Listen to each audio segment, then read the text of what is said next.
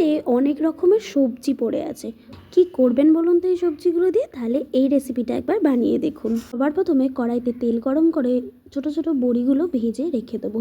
তারপর ওই তেলের মধ্যেই একটুখানি হালকা করে বেগুন ভেজে নেবো। তারপর ওই তেলের মধ্যেই 5 ফোড়ন আর শুকনো লঙ্কা ফোড়ন দিয়ে কেটে রাখা আলু মূলো দিয়ে সেটাকে ভালো করে ভাজা হয়ে গেলে এবার ওর মধ্যে দেবো হচ্ছে গাজর, ফুলকপি, সিম, সেগুলোকেও ভালো করে ভেজে নেবো।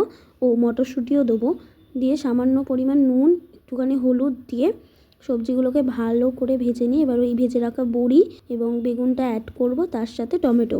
সব কিছু ভালো করে মেশানো হয়ে গেলে এবার ওর মধ্যে দিয়ে দেবো ধনে জিরে গুঁড়ো, শুকনো লঙ্কা গুঁড়ো আর একটুখানি চাট মশলা দিয়ে ভালো করে আবারও সব কিছু মিক্স করে নেবো। তারপর দিয়ে দেবো কুচো করে রাখা বাঁধাকপি দিয়ে ঢেকে মাঝারি আঁচে রান্না করুন।